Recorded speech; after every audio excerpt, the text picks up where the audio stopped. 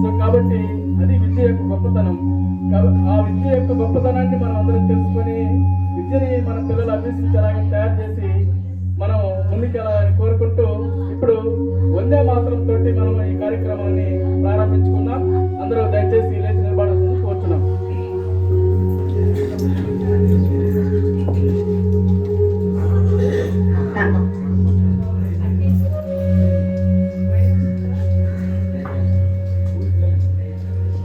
నాకు ఈ అవకాశాన్ని ఇచ్చిన ముందుగా దేవునికి వందనాలు.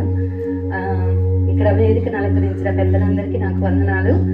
మా టీచర్ అనే చెప్పాలి. ఈ టీచర్ గారు ఇక్కడికి వచ్చి 2 years అయింది. ఈ 2 yearsలో ఫస్ట్ టైం మేము ఈ స్కూల్కి వచ్చాం. నిజంగా రోజు ఎంత కష్టపడి వస్తుందా అనేది నాకు అర్థమైంది. ఆ బస్సులో మేము కారులో వస్తేనే మాకు ఎంత పెయిన్ వచ్చిందో, అసలు ఈ హిప్ పెయిన్ అంతా. మా అమ్మ అసలు రోజు ఎలా వస్తుంది బస్సులో, మళ్ళీ ఇంటికి రావడం, మళ్ళీ సాటర్డే అయితే మళ్ళీ ఫ్యామిలీని మిస్ అవ్వకుండా ఇంటికి వచ్చేస్తుంది. మళ్ళీ ఇంట్లో బాధ్యతలన్నీ చక్కబెట్టది. మళ్ళీ మండే అక్కడ 5 గంటలకు బస్సు ఎక్కితే కానీ మళ్ళీ ఇక్కడ కరెక్ట్గా 9 గంటలకు బస్సు అందుకోలేదన్నమాట. ఎంత యాక్టివ్నెస్ ఆ బాడీలో. ఇప్పుడు ఆమెకి 62 years. ఈ 62 yearsలో కూడా ఎంత ఉత్సాహంగా ఉంటుందో, కానీ ఒంట్లో చూస్తే అన్ని బాధలే ఆమెకి. డీప్ పెయిన్స్, ఆర్థరైటిస్ పేషెంట్ అమ్మ, కానీ అట్లా అసలు కనిపించదు. నిజంగా ఇది ఒక పనిష్మెంట్ ఏరియా అనిపించింది మాకు నిజంగా ఈరోజు. అట్లాంటిది మా బస్సులో రోజు ఎలా వస్తుందా అమ్మ అనే ఒక ఆశ్చర్యంకి గురయ్యాను నేను. కారులో వస్తేనే ఇలా ఉంది మా పరిస్థితి, అందులో ఎంగేజ్లో ఉన్నాను మేము, మా అమ్మ పరిస్థితి ఏందా అని చెప్పి నిజంగా నేను చాలా బాధపడ్డాను. కానీ ఎప్పుడు కూడా ఆ మొహంలో అలసట అనేది మాకు కనిపించదు. ఎప్పుడు కూడా ఆ మొహంలో ఆ దిగులు, అలసట, ఒక పని చేస్తున్న పని భారం, ఒత్తిడి అనేది మాకు తెలియదు అనమాట. అంత మంచమ్మ. మీకు టీచర్గా ఎలా ఉందో మీకు తెలుసు. గృహంలో అమ్మ ఎలా ఉంటుందో అమ్మ మా అమ్మ లాగే ఉంటుంది. నిజంగా ఆమె చూసి ఎన్నో నేర్చుకోవాలి. నేను కూడా ఒక స్కూల్లో టీచర్గానే వర్క్ చేస్తున్నాను. మా అమ్మ నాన్న ఇద్దరు టీచర్సే. ఒక బెస్ట్ టీచర్ ఎలా ఉండాలి అనేది నేను అమ్మ నాన్న చూసి నేర్చుకున్నాను. పంక్చువాలిటీ అంతే. పని అంటే పని, పంక్చువాలిటీ అంటే పంక్చువాలిటీ. మా నాన్నగారు అయితే 8:30కి స్కూల్ అంటే 8 కల్లా స్కూల్లో ఉండాలంటారు. అమ్మ 8:20 కల్లా స్కూల్లో ఉండాలంటారు అంటది. అట్లా మేము పంక్చువాలిటీ మా అమ్మ దగ్గర నుంచి నేర్చుకున్నాం. కష్టించి పని చేయడం అనేది అమ్మ దగ్గర నుంచి నేర్చుకున్నాం. ఒక పని అనేది రెస్పాన్సిబిలిటీగా చెయ్యాలి అనేది కూడా అమ్మ నాన్న మాకు నేర్పించారనమాట. పని అనేది ఎలాగైనా చేయొచ్చు, స్కూల్కి ఎన్ని గంటలకైనా రావచ్చు. ఇప్పుడు ఇక్కడ ఉండేది అందరూ టీచర్సే. ఒక లెసన్ని మనము ఒక పీరియడ్లో చెప్పచ్చు, ఒక రోజు చెప్పచ్చు, ఒక 1 month అన్నా చెప్పచ్చు. అంటే ఆ డెడికేషన్ అనమాట. అట్లా వృత్తిలో ఎటువంటి ఎక్కడ కూడా ఆమె నిరంకుశత్వం అనాలి. ఆమె నిరంకుశరాలే. వృత్తిలో ఎక్కడ కాంప్రమైజ్ అవ్వదు. కరెక్ట్గా ఆమె ఎలా పనిచేస్తుందో ఆమె తోటి ఉండే ఉపాధ్యాయులు కూడా ఆ విధంగానే పనిచేయాలి అని చెప్తుంది. నేను అంటానమ్మా, ఇంకా రిటైర్మెంట్ నీకు ఎందుకమ్మా, గమ్ముడు లేదమ్మా, నేను ఆ స్కూల్కి వెళ్ళాను కాబట్టి ఆ బిడ్డకు ఒక్క అక్షరం నేను నేర్పించాలి అన్నంత డెడికేషన్తో వర్క్ చేస్తుంది. మీ టీచర్ గురించి నేను చెప్పాల్సిన అవసరం లేదు. ఆమె ఎలాంటిదో మీ అందరికీ తెలుసు.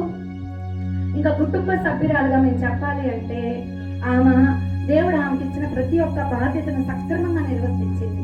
నిజంగా ఒక కుమార్తెలా తీసుకుంటే ఆ తల్లిదండ్రులకు ఎంత పేరు తెచ్చిన కుమార్తె ఆమె. ఆమె లైఫ్ స్టోరీ మీకు తెలుసో తెలీదో. ఆమె జీవితం ఏమి పూల రహదారి ఏం కాదు, ముళ్ళ దారిలోనే నడిచింది. ఒక గవర్నమెంట్ హాస్టల్లో ఉండి చెప్తుంది అమ్మ మాకు ఆ పురుగులన్నీ ఎంటేసి తిన్నానమ్మా. అంత కష్టపడింది కాబట్టి దేవుడు ఈరోజు ఆమెను ఆ స్థాయిలో ఉంచాడు. నిజంగా ఒక కుమార్తెగా తల్లిదండ్రులకి పేరు తెచ్చిన మంచి కుమార్తె. తర్వాత యవన వయసులో ఉండి ఎప్పుడు కూడా ఎంత సక్రమంగా పెరిగిన ఒక యవనస్తురాలుగా, తర్వాత ఒక భార్యగా, భర్త అడుగు జాడల్లో నడిచే భార్య. నాకు ఒక్కొక్కసారి డౌట్ వస్తుంది, నువ్వు ఒక స్కూల్కి హెచ్ఎంవి, నీ కనుసందలో అంతమంది టీచర్స్ ఉంటారు ఇంట్లో అంటే నాన్న చెప్పింది నేను నమ్ముతాను. ఈరోజు చెప్పొచ్చో తెలీదు, నాకు తెలీదు. నాన్న ఆమెకి రోజు ఛార్జ్ చేస్తే తెచ్చుకునే అమ్మ అనమాట. అంటే భర్త మాట అంత ఈయనే అమ్మ నాన్న అడుగు జాడల్లో అంత నడిచే ఒక మంచి భార్య. తర్వాత ఇంకా అమ్మగా చెప్పాలంటే అసలు ఈ రోజంతా సరిపోదు. ఏ అమ్మ చెడ్డది కాదు కదా నాన్న, అందరు అమ్మలు మంచోళ్ళే కదా.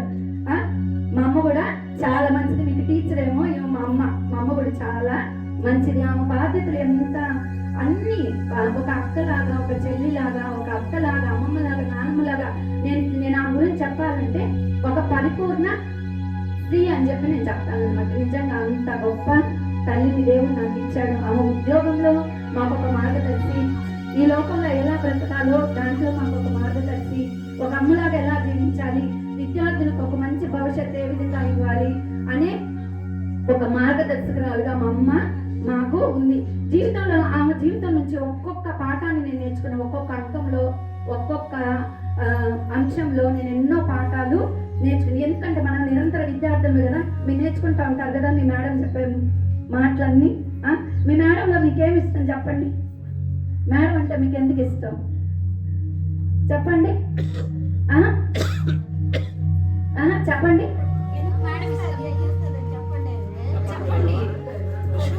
చెప్పండి అమ్మ మేడం అంటే ఎందుకు ఇష్టం? బాగా చెప్తారా? మీరు చెప్తా మేము వినాలి, మీరు చెప్తే కదా చెప్తారా? చెప్పండి మేడం గురించి. ఇష్టమా? చాలా. ఎందుకు ఇష్టం? చదువు చెప్పేది కదా, బాగా చూసుకుంటారు కదా, అమ్మలాగా చూసుకుంటారు కదా. మా అమ్మ కూడా మమ్మల్ని ఆ విధంగానే చూసుకుంటుంది. అంత గొప్ప అమ్మ మా అమ్మ. నేను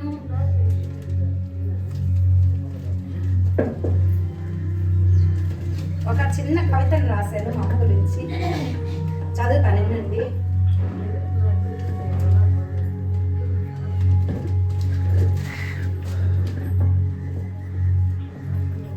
బడిని ఒడిగా చేసి పిల్లలను లాలించే తల్లిగా, ఆటపాటల్లో తోడుండే స్నేహితురాలిగా, అజ్ఞానాన్ని పారద్రోలుతూ విజ్ఞానాన్ని పెంచుతూ గాలిపటం లాంటి విద్యార్థి జీవితానికి ఆధారం నీవై, పిల్లల బంగారు భవిష్యత్తుకు పునాది వేస్తూ వారి ఎదుగుదలే దక్షిణగా భావించే పంతులమ్మ మా అమ్మ మేరమ్మ. ఓ అణుకువే ఆవరణంగా అలుపెరగనిది నీ పయనం, ఓర్పుని సహజ గుణం, నేర్పుని నైజం. పూల పాన్పు కాదమ్మా నీ బాల్యం, మలుచుకున్నావు ముళ్ళదారిని రహదారిగా. ప్రభుత్వ పథకాలను అందిపుచ్చుకొని ఆ ప్రభుత్వ పాఠశాలకే ప్రధానోపాధ్యాయురాలుగా నీవు చేసిన సేవ ప్రహర్షణీయం. భావితరానికి నువ్వు ఒక మార్గదర్శకత్వం. మౌనంగా ఎదగమనేది మొక్క నైజం, ఎదిగిన కొద్దీ వదగమనే తేజం మా పంతులమ్మ. అటు ఉద్యోగ బాధ్యత, ఇటు కుటుంబ బాధ్యతను సమన్వయించటంలో దిట్ట. శరీరాలు నీకెవ్వరు, ఇక సరిపోర్చలేని ఎవరితో నీ నెనరు. ప్రేమతో సాధించలేనిది ఏమీ లేదని ఒక క్రొత్త నినాదాన్ని ఈ తరహానికి పరిచయం చేసి చాకచక్యంతో ముడివేశావు అన్ని బంధాలని, బాంధవ్యాలని. బాధ్యతల నిర్వహణలో నిరంకుశత్వం, ఉద్యోగ మంచితనంలో పసిపిల్లల నైజం. మంచి భార్య దొరుకుట అరుదు, అది ముత్యము కంటే అమూల్యమైనది అన్నట్టు బుద్ధయ్య గారికి దొరికిన అమూల్యమైన ముత్యం నువ్వు. పాఠశాలలో గౌరవప్రదమైన పదవిలో ఉన్నను భర్త చాటు భార్యగా గౌరవించటంలో ఆ తరపు మర్యాదకు ఆనవాలు నువ్వు. ఇహలోకంలో ఉన్న అన్ని బంధాలకు 100% మార్కులతో నిలిచావు, గెలిచావు. కుటుంబానికి ఒక మంచి కూతురుల, అక్కల, భార్యల, అమ్మల, అత్తమ్మల, అమ్మమ్మల, నానమ్మల, ఇలా చెప్పుకుంటూ పోవడం కన్నా మానవతా విలువలకు నిలువెత్తు రూపం అమ్మ నువ్వు.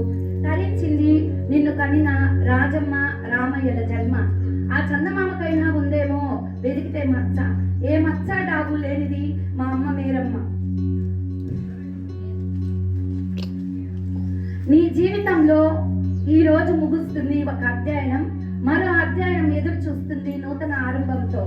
దేవుని బిడ్డగా పరిపూర్ణంగా దేవుని సేవలో కొనసాగుతూ జీవితానికి నిజమైన ఆశీర్వాదాలను అనుభవించే రాజమార్గం మీకోసం ఎదురు చూస్తోంది. నూతన ఉత్సాహంతో, కొండంత ధైర్యంతో, పూర్ణ ఆయుష్తో దేవుని సేవలో పరిపూర్ణంగా కొనసాగాలని ఆశిస్తూ నీ Josna. Thank you so much.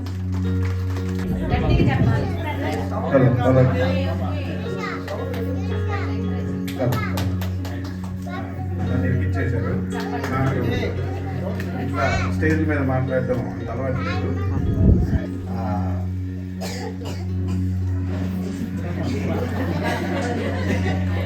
కొంచెం కష్టమే మాట్లాడడం.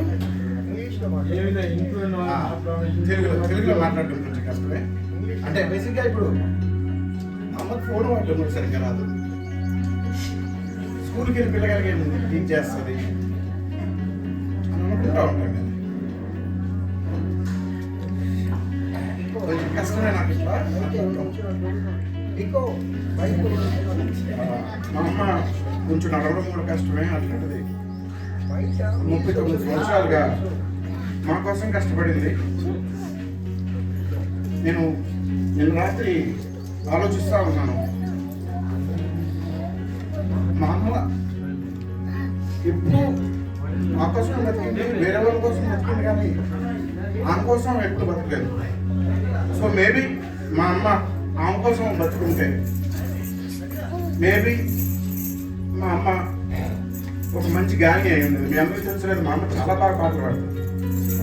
మేబీ మా అమ్మ గురించి ఆలోచిస్తుంటే ఈ పాటకి చాలా పెద్ద గాని అయి ఉండేదేమో. మా కోసం పురుగులు అన్నందుని ఆమె టీచర్ అవ్వాల్సిన పని అయింది. కానీ మేబీ మా అమ్మ మా నాన్న తొందరగా పెళ్లి చేసుకుపోతే మేబీ మా అమ్మ ఇంకొక ప్లేస్కి వెళ్ళేది. మేబీ మా అమ్మ ఒక ఇంట్లో ఇల్లాలుగా మా నాన్నతోటి ఉండిపోతే ఇంకా పెద్ద స్థాయికి వెళ్ళేది. మేబీ మా అమ్మ మా చదువుల కోసం ఖర్చు పెట్టుకోకుండా నేను స్కూల్కి నడిచేస్తున్నానని చెప్పి నాకు సైకిల్ కొనియకుండా ఆమె బైక్ కొనుక్కొని ఉంటే మేబీ మా అమ్మ హ్యాపీగా వెళ్ళేదేమో. ఇప్పుడు ఆమెకి కాలేజీలు రాకుండా ఉండేది. మేబీ మా అమ్మ నా హైయర్ ఎడ్యుకేషన్ కోసం, నా చదువుల కోసం, మా అక్కల పెళ్ళిళ్ళ కోసం, మా పెళ్ళిళ్ళ కోసం ఖర్చు చేయకుండా మేబీ ఆమె కారు కొనుక్కొని తిరుగుండి వచ్చాడు. ఆమె కారు ఒక స్కూల్కి వచ్చి ఉండొచ్చు. మేబీ ఆమె నడుచుకుంటూ వెళ్ళకుండా మేబీ ఆమె ఆఫీసులకి, స్కూళ్ళకి, అన్నింటికి కారులో వెళ్ళుండేదేమో. మేబీ ఆమె గురించి ఆలోచించుంటే మేబీ ఆమె ఇంకా బాగా బతుకుండేదేమో. కానీ ఆమె కోసం కాకుండా మా అందరి కోసం బతికింది. మేబీ మా ఇంట్లో వాళ్ళకి బాగాలేకపోతే ఆమె రాత్రులు వాళ్ళ పక్కన ఉండి మాట్లాడాల్సిన అవసరం లేకుండా ఆమె ఆరోగ్యం చూసుకుంటే ఆ ఆరోగ్యం ఈరోజు బాగుండేదేమో.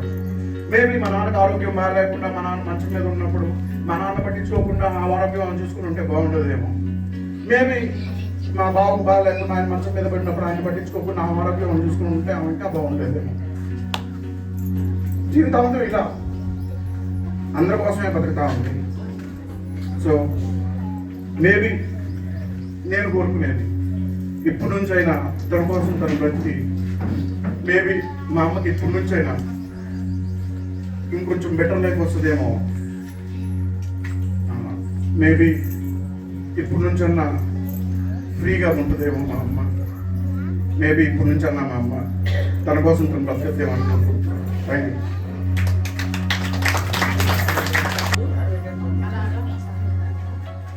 ఎందుకంటే ఎప్పుడు నేను నిల్చొని ఎక్కడ మాట్లాడలేదు, కానీ మాట్లాడాలి. ఎందుకంటే వాళ్ళకంటే ఎక్కువ ఏదన్నా సాక్రిఫైస్ చేసిందంటే మా అమ్మ, అది నా కోసమే. ఎందుకంటే మా నాన్న కూడా నా కోసం అక్కడ వదిలేసి హాస్టల్లో చాలా కష్టపడి చాలా అసలు ఫుడ్ బాగాలేకుండా నేను ఒక్కదాన్నే ఉంటున్నానని నాకు సపోర్ట్ ఇంకా ధైర్యం మా నాన్నేనని చెప్పి అక్కడ వదిలేసి అక్కడ అద్దెకుంటున్న ఇల్లు కూడా క్యాన్సిల్ చేసేసుకొని అసలు నా కోసం ఎంతో సాక్రిఫైస్ చేసి మా అమ్మ హాస్టల్లో ఉండింది. నిజంగా అలాంటి తల్లి మాకు దొరకడం, మా అమ్మ ఈ వచ్చే రూట్ చూస్తే నిజంగా అసలు ఎంత ఈ కార్లో వస్తుంటేనే మాకు ఇలా ఉంది. అసలు ఆమెకి కాళ్ళు నొప్పులు, మళ్ళీ సాటర్డే అసలు ఎప్పుడు ఆగదు. ఉండమా అంటే చర్చి అని చెప్పి పరిగెత్తది. అసలు నాకైతే నిజంగా ఎంత బాధేసిందో, ఇంత రూటు, ఇంత ఊళ్ళకి ఇంత కష్టపడి ఎట్లా వస్తుంది అమ్మ అని చెప్పి ఎంత బాధేసిందో. మళ్ళీ అక్కడికి వచ్చి మళ్ళీ గమ్ముగా కూడా ఉండదు, మా కోసం అన్నీ చేస్తుంటది, అన్నీ చెందుతుంటది. నిజంగా చాలా నేర్చుకోవాలి అమ్మని చూసి మేము. ఏ కష్టం వచ్చినా ఏ నష్టం వచ్చినా ధైర్యం ఎవరంటే నాకు నిజంగా మా అమ్మ చెప్తుంది. ఏదైనా షేర్ చేసుకోగలిగిన ధైర్యం మా అమ్మ. ఆ ధైర్యాన్ని దేవుడు మాకు ఇచ్చాడు. ఇలాంటి తల్లి దొరకడం మా అదృష్టము.